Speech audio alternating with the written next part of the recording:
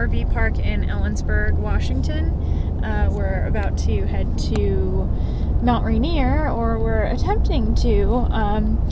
We took 12, and the RV park we're going to was supposed to be on 12.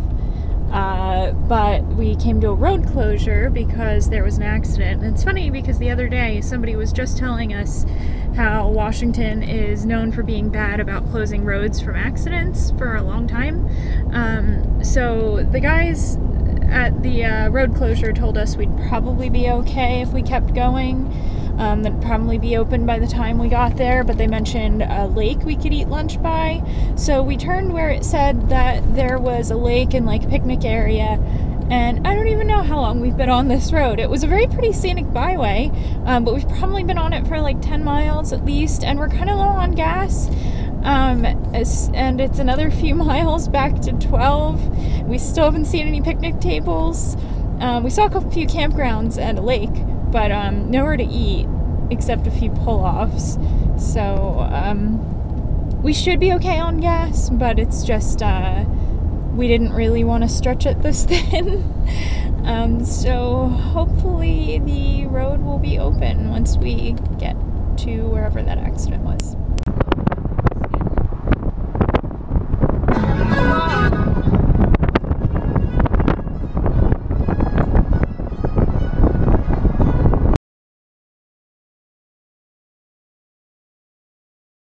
So we called the campground we thought we were going to stay at yesterday, and the lady said drive to highlighted there road. were tons of spots available. The only thing we'd run into would be mid-August when they have a big group coming in, and Labor Day.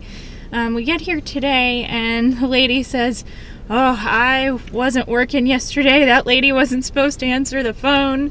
They didn't really have any spots available. They had one that was a really tight back in, and it would have been tough to maneuver our hookups.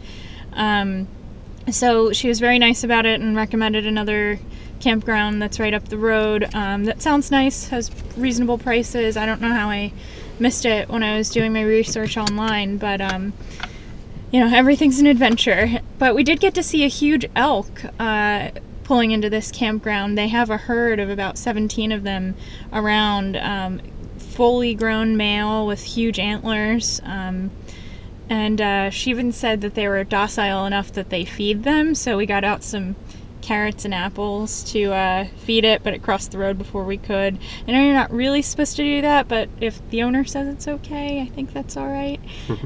So yeah, we called the other RV place. They have spots available, so you know, everything happens for a reason. It sounds like it's going to be nice. Yeah. Hopefully we haven't already passed it.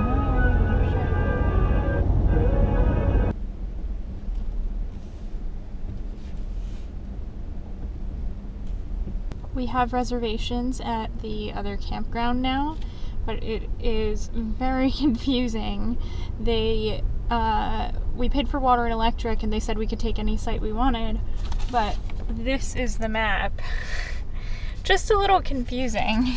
We're trying to find a good spot that's easy to pull into near the showers.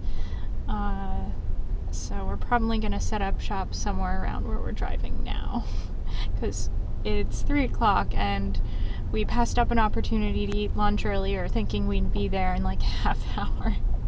So we're pretty hungry.